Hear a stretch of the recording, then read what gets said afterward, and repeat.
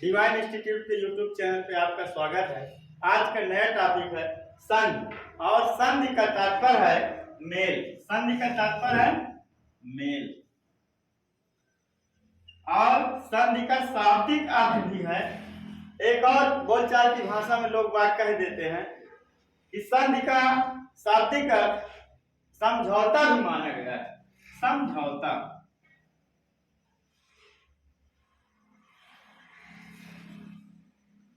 और उसके बाद व्याकरणिक दृष्टि से इसकी परिभाषा जो है बना दिया गया है। व्याकरण के बहुत सारी पुस्तकों में तमाम तरह की जो है परिभाषा बताया है। और पहली परिभाषा है वर्णों के मेल को संधि कहते हैं।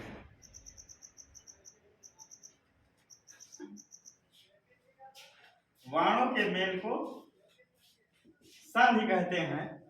फिर उसके बाद दूसरी परिभाषा है लोप, आगम, आदेश, वर्ण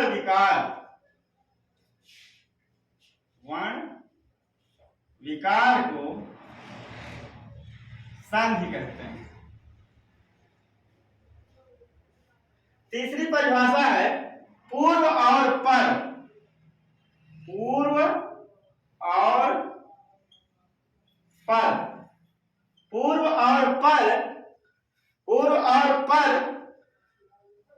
वर्णों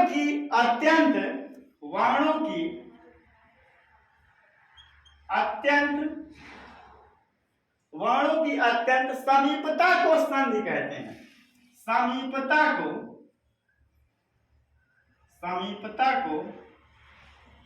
संधि कहते हैं।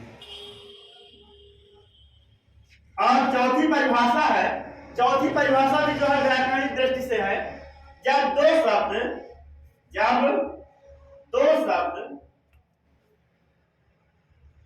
एक दूसरे के निकट आते हैं,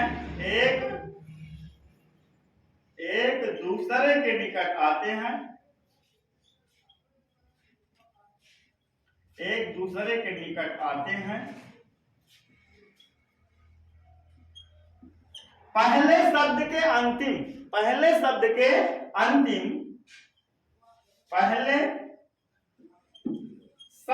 अंतिम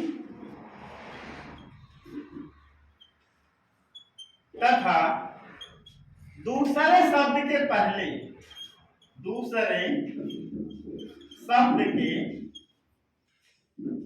पहले जो विकार उत्पन्न होता है, जो खराबी उत्पन्न होता है, उसे संधि कहते हैं। दूसरे शब्द के पहले जो विकार उत्पन्न होता है,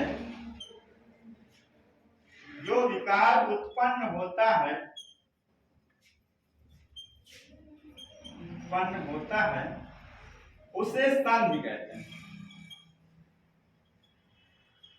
अब ये चार परिभाषाएं जो है व्याकरणिक दृष्टि से हैं और ये पूछी जाती हैं। इसके बाद अब पूछा जाता है कि संधि कितने प्रकार की होती है। पूछा जाता है कि संधि कितने प्रकार की होती है।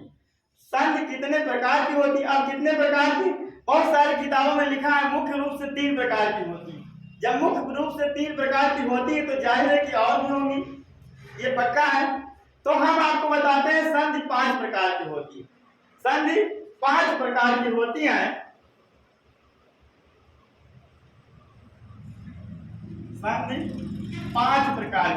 बहुत सारे लोगों ने कह दिया, बहुत सारी किताबों में लिखा है कि मुख्य 3 प्रकार की होती है। हाँ, बिल्कुल सही है, 3 प्रकार की होती है मुख्य।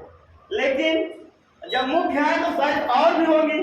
तो और आप लोग जान लीजिए 5 प्रकार की होती हैं।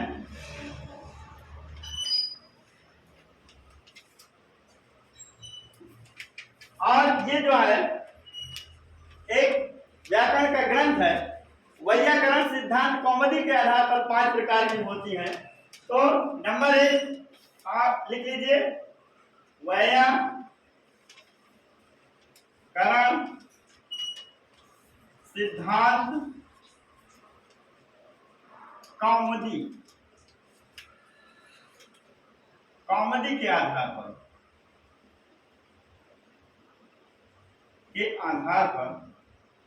5 प्रकार के 5 प्रकार में नंबर 1 है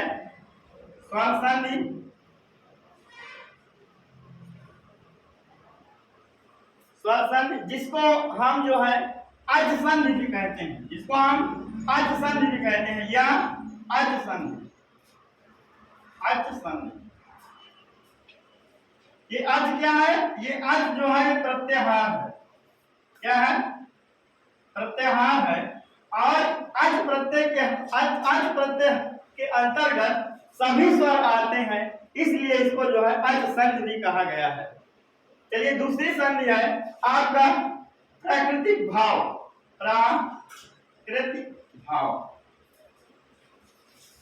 और तीसरी संधि है आपका व्यंजन संधि।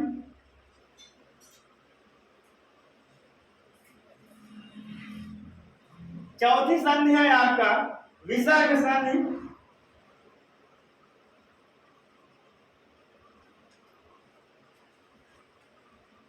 और 5वीं संधि है आपकी स्व आदि संधि।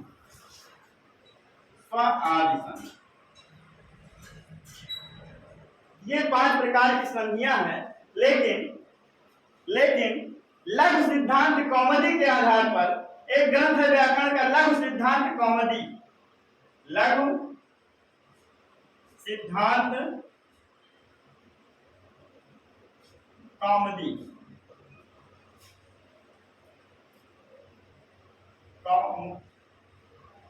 कौमुदी के आधार पर जो है संधि 3 प्रकार की होती है।